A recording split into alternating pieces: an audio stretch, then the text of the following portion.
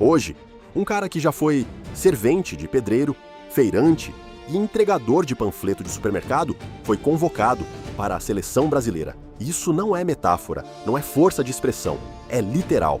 O mesmo cara que perdeu o pai aos 13 anos, que foi reprovado em vários testes de clubes, que precisou trabalhar para sobreviver, esse cara hoje é o vice-artilheiro da Premier League, atrás só de Haaland.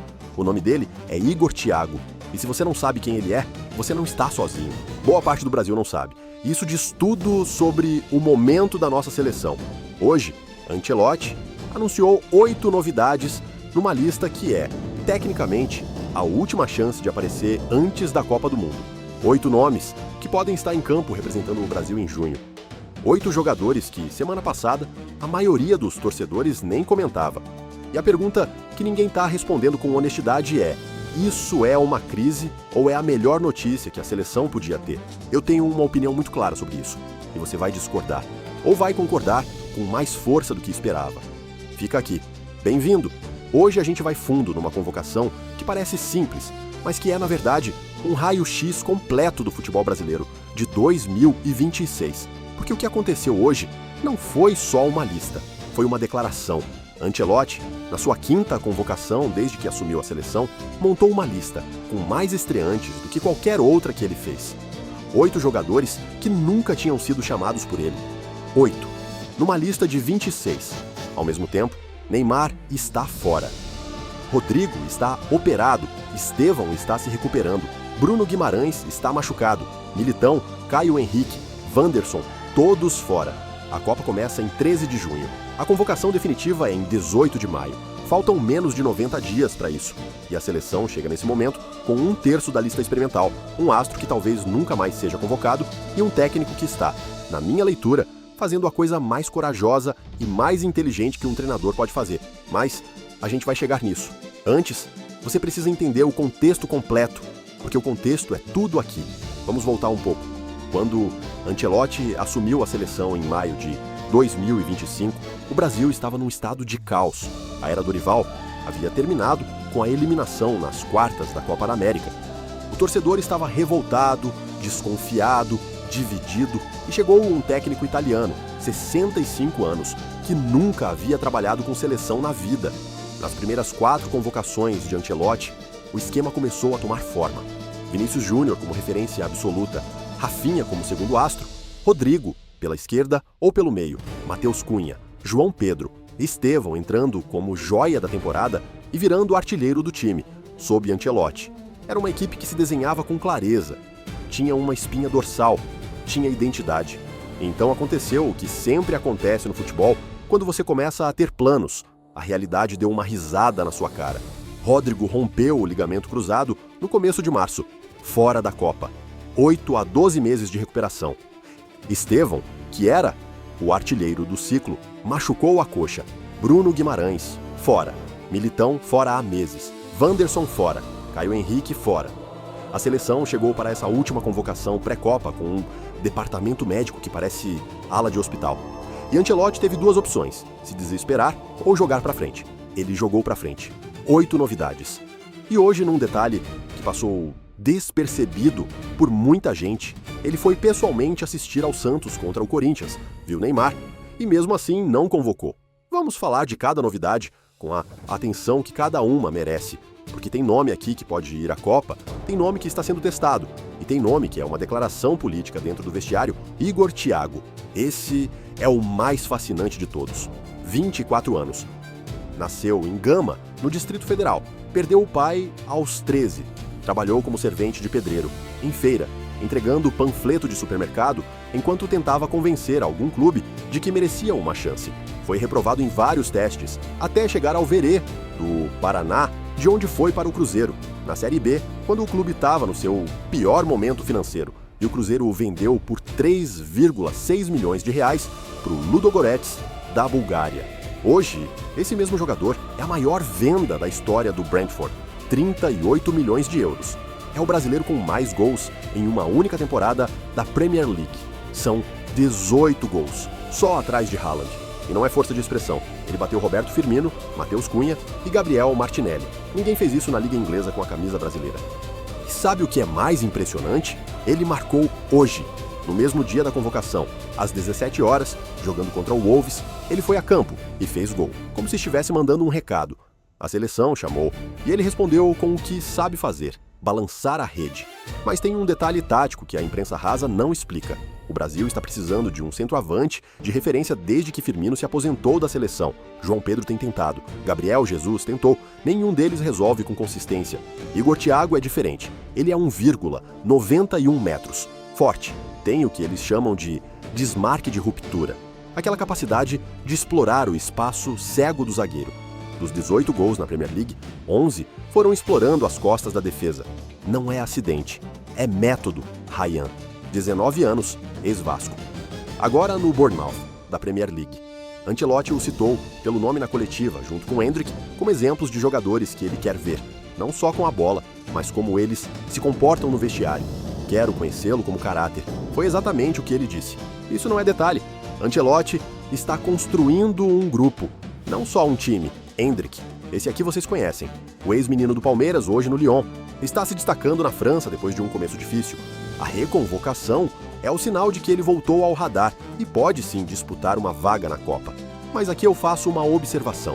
Endrick precisa provar que está pronto para partidas de alto nível. E os amistosos contra a França e Croácia são exatamente o ambiente certo para isso. Se ele sair bem nesses 2 jogos, vai para a Copa. Se sair apagado, pode ficar fora. Bremer voltou à Juventus depois de uma lesão grave. Está jogando bem na Itália. A convocação é uma recompensa por recuperação. E o Brasil precisa de zagueiros. Com o Militão fora, a defesa vira uma dúvida que incomoda. Ibanez, Al-Ahly, Arábia Saudita, ex-Roma, ex-Fluminense. Voltou ao radar. Convocação polêmica no futebol saudita, mas Ancelotti deixou claro. É questão física, não de liga. Quem está 100% e jogando bem pode ser chamado. Léo Pereira, Flamengo, zagueiro consistente, bom no jogo aéreo. Estava na fila faz tempo. A janela aberta pelas lesões finalmente o trouxe para a lista.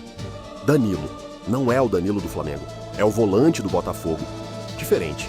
Jovem, com boa leitura de jogo. Mais uma aposta da comissão técnica para preencher a lacuna deixada por Bruno Guimarães no meio, Pato Gabriel Sara e São Paulo, hoje no Galatasaray. Meia criativo que tem feito boas atuações na Turquia. Outro nome que a mídia de massa não acompanha com atenção, mas que tem consistência de jogo europeu. Agora deixa eu antecipar o contra-argumento mais óbvio que tem nessa conversa, porque eu sei que você está pensando nisso. Mas como vai para a Copa com esses nomes sem referência, sem jogadores consagrados? Primeiro, a maioria desses jogadores está no nível mais alto do futebol europeu agora. Igor Thiago não é desconhecido, é vice-artilheiro da Premier League. Rafinha foi o melhor jogador da Champions League por partes da temporada. Vinícius Júnior é o melhor do mundo em qualquer ranking que você queira citar. A base está ali. Segundo, o que a gente aprendeu nas últimas Copas é que lista consagrada não garante nada. Em 2022, a gente foi com o Neymar em ótima fase. Casemiro, Thiago Silva, toda a galeria dos famosos. Caímos nas quartas para a Croácia nos pênaltis. Em 2018, fomos com o Neymar e saímos na mesma fase. O problema do Brasil nas Copas recentes não foi falta de nome, foi falta de sistema. Terceiro, e esse é o ponto que mais me interessa, o que Ancelotti está fazendo com essas convocações experimentais é criar concorrência real de verdade. Ninguém está com a vaga garantida. Nenhum jogador chega na lista de maio achando que tem um lugar cativo. Isso, historicamente, é o que muda o nível de entrega de um grupo. E agora, a gente chega no ponto que vai dividir a opinião aqui. A convocação definitiva para a Copa é em 18 de maio. Antes disso, vem o amistoso contra a França, em Boston, no dia 26, Croácia, em Orlando, no dia 31.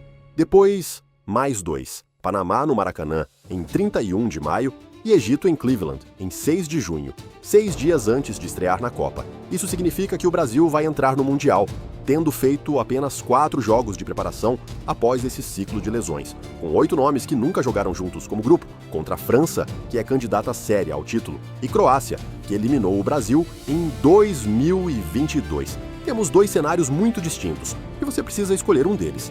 Cenário 1. Os amistosos revelam que esses novos jogadores se encaixam rapidamente. Igor Thiago marca, Ryan aparece, Endrick brilha. Ancelotti fecha a lista, com uma combinação de experiência e jovens em forma. O Brasil vai para a Copa renovado, com jogadores no pico da forma física. O que Neymar e Rodrigo não estariam mesmo que tivessem sido convocados. E aí a gente tem uma seleção que pode surpreender. Não a favorita, mas uma seleção viva, difícil de jogar contra. Cenário 2. A falta de entrosamento cobra preço. A França joga com sistema, com coletivo, com o Mbappé voando. O Brasil perde na pressão dos últimos amistosos. A torcida entra em pânico. Ancelotti chega na Copa sem ter fechado o time, sem ter o sistema rodado. E aí tem um grupo difícil pela frente. Marrocos no dia 13 de junho, Haiti, Escócia. Parece fácil, mas Marrocos chegou nas semifinais do último Mundial. Ninguém é mole. Qual dos dois cenários você acha mais provável? Comenta aí embaixo, porque essa pergunta vai separar os otimistas dos realistas. E eu tenho minha posição clara. Eu vou dizer o que a maioria não tem coragem de dizer. Essa convocação não é um problema. É a melhor coisa que podia acontecer para a seleção. E eu sei que tem gente que vai ler isso e vai falar: ah, então você não quer Neymar na Copa? Não é isso. Mas deixa eu ser direto aqui. Neymar não foi convocado porque Ancelotti o viu jogar ontem contra o Corinthians e disse claramente: ele não está em 100% das condições físicas. Neymar com a bola está muito bem, tem que melhorar fisicamente. Isso não é uma crítica gratuita. É um técnico que ganhou 3 Champions League, que treinou o Real Madrid, o Milan, o Bayern, falando com base no que ele enxerga profissionalmente. E tem uma crueza nessa declaração que o torcedor precisa digerir. Ancelotti está dizendo que um jogador tecnicamente excelente ainda assim não está pronto para jogar uma Copa do Mundo. Agora eu vou mais longe, porque tem uma coisa que a gente não fala com clareza sobre Neymar que precisa ser dita. O Santos está no Brasileirão há 6 rodadas. Neymar tem momentos de brilho, 2 gols belíssimos no Vasco, mas também tem partidas apagadas, irregulares, com péssimos números de drible e perda de posse. O cara saiu lesionado no começo de 2026 e voltou poucos jogos atrás. Ele está com 34 anos, com um histórico recente de lesões graves, com uma recuperação ainda em andamento. A questão não é se Neymar foi o melhor jogador brasileiro da história. Provavelmente foi. A questão é se ele é o melhor jogador disponível agora para jogar uma Copa do Mundo que começa em 88 dias. E honestamente, não sei se é. E ninguém sabe, nem ele. E é por isso que Igor Thiago importa tanto, não como substituto de Neymar.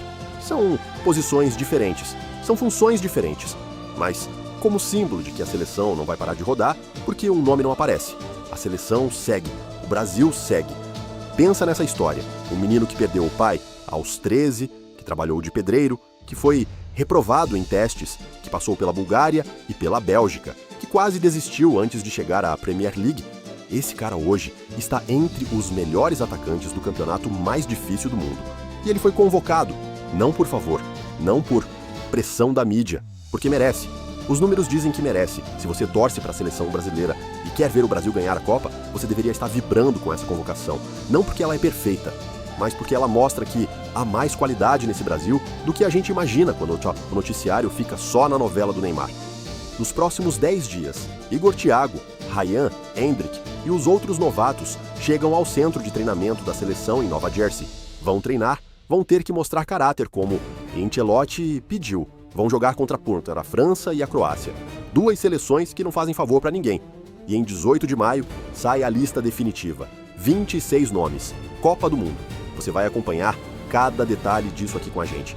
Mas antes de você ir embora, eu quero deixar uma pergunta que não tem resposta fácil. E eu quero a sua opinião nos comentários, porque isso vai gerar uma discussão que precisa acontecer. Se Igor Thiago continua nesse nível até maio, você tira alguém da base titular para colocar ele? Se a resposta for sim, quem sai? Comenta aí. Eu vou ler cada resposta.